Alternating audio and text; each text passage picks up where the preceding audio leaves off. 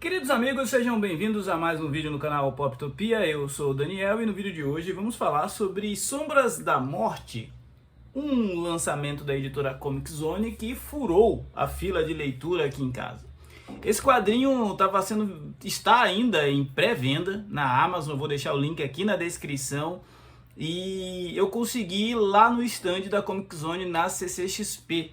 E eu consegui bater um papo com o Thiago rapidamente. Em breve a gente deve ter uma live com ele aqui e a gente vai conversar bastante sobre o catálogo da editora. Mas hoje eu vou focar em comentar esse lançamento, que é um lançamento póstumo, né? Uma vez que o autor, o Richard Corben, ele faleceu no ano de 2020. E essa antologia é uma antologia em capa dura, com 288 páginas. O preço hoje ainda está custando R$90, ainda é preço de pré-venda na Amazon, e ela reúne mais de 20 histórias curtas do Richard, com alguns parceiros no roteiro, como o Jan Strand e a Beth Reed, mas a grande maioria das histórias ele escreveu e desenhou. E são histórias para quem gosta de causos e contos de terror. É uma antologia com o que tem de mais clássico das histórias de terror, assim, com seus clichês, com suas lições de moral, com as suas questões de punir a pessoa que andou errado ou agiu fora da lei no final da história. Enfim, lembra quando você era criança e sentava com os colegas, uns amigos ou algum parente para contar histórias de fantasmas, assombrações, pessoas que desapareciam? É mais ou menos isso, só que com um cenário e uma estética lá dos anos 50 do meio oeste americano, né? O Richard Corben ele nasceu no interior dos Estados Unidos, mais especificamente no Missouri, então é natural que ele tenha um imaginário muito voltado para aquela região. E aqui a gente vai conhecer histórias que lembram muito séries como True Detective, onde o sobrenatural e a pilantragem se misturam para mostrar que as relações humanas são coisas muito complexas. A primeira história dessa HQ, uma história chamada Com a Corda Toda, já dá o tom de quão macabro pode ser esse universo praticamente de terror gótico que o Richard Corben desenvolve, né? A gente já vê uma história onde um homem que usa de bonequinhos para entreter crianças em uma cidade do interior, na verdade seus bonequinhos são crianças aterrorizadas, crianças deformadas, e que aos olhos das outras crianças com as cordas parecem ali ser um títere, né, ser um bonequinho e tal, mas na realidade são criaturas vivas que estão sofrendo na mão do seu proprietário. Cara, já começa com esse tom de exploração de mão de obra infantil, só que rola uma reviravolta na história, as crianças são aterrorizadoras, assim, enfim. Na sequência, a gente vai vendo uma série, uma sucessão de contos onde as pessoas elas estão em situações assim de tirar algum proveito de alguém, e muitas vezes dos mortos, e elas acabam recebendo alguma lição de moral, né? Daria para resumir aqui as primeiras 10 histórias como algo como: não roube dos mortos, porque eles vão dar um jeito de ter de volta aquilo que era deles. E é esse tipo de história que torna essa antologia interessante, né? Uma história onde uma tia está sendo forçada pelos seus sobrinhos a dividir a herança antes mesmo dela morrer. Mas e se ela já estiver morta?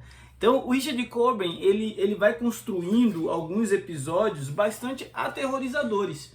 Tudo com essa estética de interior, com essa estética de anos 50, com essa linguagem mais menos sofisticada, uma linguagem mais simples, e que tem uma única ambição: te contar uma história que te deixe com medo.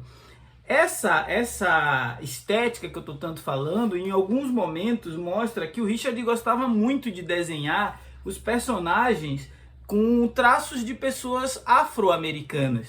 E se no começo isso gera uma estranheza, mais para o meio, quando ele resolve, da metade final da antologia, contar a história de uma tragédia grega, a estranheza fica quando ele passa a desenhar personagens brancos, porque já criou na ideia de quem está vendo aqui que todo mundo é meio afro, né?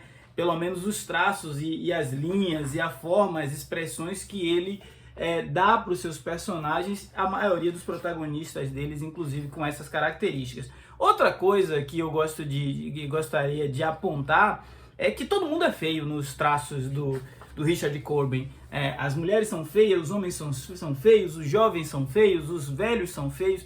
Democraticamente ele abraça a feiura, a aparência desagradável como uma forma de expressar no traço dele o quanto que essa história é para ser desagradável, o quanto que essa história é para ser pesada, o quanto que essa história é para ser reflexiva, né? Porque muito disso se atribui aos quadrinhos que o influenciaram lá na época que ele era leitor ainda, que eram quadrinhos de terror, quadrinhos chamavam de creepy, né? Que eram voltados para as crianças lerem e ficarem com medo de fazer coisas erradas, com medo de sair de casa. Então, ele pega essa linguagem clássica do creepy, traz para a obra atual e contemporânea dele, mas sem perder essas características tão marcantes de uma época onde se educava também através das histórias em quadrinhos. Eu estou aqui falando no vídeo sobre o Richard Corbin e a sua obra, mas talvez você não tenha ainda se familiarizado com quem seja o Richard. Ele foi um quadrinista, né, americano e, entre outras coisas, fez obras para Marvel como Justiceiro, Hulk, também fez coisas para Dark Horse como Hellboy, Conan, entre outros personagens e muitas obras autorais. O Richard chegou a ganhar, inclusive, um nome dele no Hall da Fama do Will Eisner, né, da premiação Will Eisner, e também foi ganhador de uma premiação que era o Grande Prêmio de Angoulême em 2018. Então esse é um cara que tem uma produção artística relevante, e essa obra dele mais autoral é muito escassa no Brasil. Isso é um ponto positivo e que faz com que esse quadrinho Sombras da Morte se torne um quadrinho realmente importante. Quando eu digo que não gostei muito da épica saga de Daniels em relação às demais histórias, é porque ele tenta, nesse arco aqui, introduzir um novo herói, introduzir uma narrativa mais aventuresca, mais histórica, e se afasta daquelas características que na primeira metade da antologia fizeram com que eu me encantasse com a obra, né?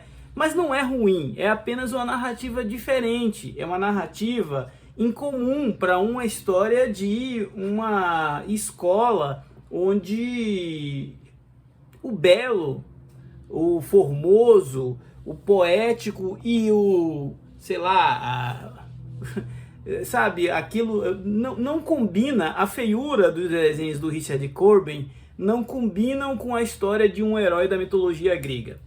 Na minha percepção, existe uma desassociação aqui, porque a feiura do Corbin, ela transmite pra gente de que existe arte e existe boas histórias, mesmo naquilo que talvez não te agrade tanto o olhar. E aí você vai dizer assim, mas Daniel, você disse que ele se baseava em personagens afro, em uma estética mais negra para fazer suas obras, isso significa que tudo isso é feio? Não, significa que ele exagera nesses traços, e essas são as características que tornam a obra dele tão marcante. Esse exagero visual, essa anatomia extremamente exagerada e que é jogada na cara do leitor como algo que, mesmo flertando com a beleza, ela tem um DNA de feiura, ou rapidamente ela pode deixar de ser belo para se transformar em algo muito feio, muito violento, né? Enfim, é um quadrinho com diversas camadas. Outras duas características desse HQ me chamam a atenção no aspecto narrativo, né? Ele utilizar uma bruxa, uma personagem, praticamente como fio condutor de histórias que são completamente independentes entre si. A Meg, né, é uma bruxa horripilante que está aí circulando entre as histórias, explicando muitas vezes o contexto de algumas delas. E depois ele muda completamente para contar uma história, uma saga, um épico, uma tragédia grega de um personagem cujo nome é Dainos. É isso, Dainos. E essa tragédia, ela destoa completamente daquele cenário pré-estabelecido. Se passa numa Grécia, em um reino, onde a gente vai acompanhar esse Dainos, que é um herói de guerra, é um cara forte, uma espécie de Hércules, uma espécie de Sansão, que é enviado em uma missão especial para capturar uma criatura que está provocando o reino, mas a bruxaria, a mitologia, o misticismo corre solto nessas histórias, né? Isso me lembra muito também o universo de Hellboy, um universo que eu estou começando a conhecer agora e que casa completamente com essa proposta que o Richard Coben trouxe aqui. Então, se você gosta de Hellboy, gosta daquelas histórias mais macabras, onde o Hellboy tem que enfrentar criaturas bizarras, folclores exóticos e tudo mais, esse tipo de história que tem aqui, você vai curtir também. Por isso, essa história do Dainos, ao mesmo tempo que tem essas tramas palacianas e tem esse plano de fundo meio místico, ele foge daquilo que no começo dessa edição me agradou, que era o cenário dos anos 50, que era aquela pegada do golpista, do malandro. Chega a ter até uma história chamada aqui O Vigarista, que é um personagem que tenta tirar vantagem de uma comunidade interiorana e ele acaba sendo devidamente justiçado por isso. Enfim, é um quadrinho que, com certeza, a gente tem o privilégio de poder lê-lo, né? É um privilégio poder ler a obra do Richard Coben, mas no meu ponto de vista me agradou muito mais a primeira metade da antologia, onde ele se apega mais às suas referências da época de SI Comics e a escola Creep de narrativa, do que a segunda metade aqui, onde ele se dedica ao conto desse herói esquecido da mitologia grega, né? Esse foi o Poptopia de hoje. Se você não for inscrito, se inscreva e ajude o nosso canal a crescer e ganhar relevância nesta concorrida plataforma. Afinal, falar de gibi é sempre muito bom. Falar de um gibi de terror, horror, melhor ainda. Forte abraço, até a próxima!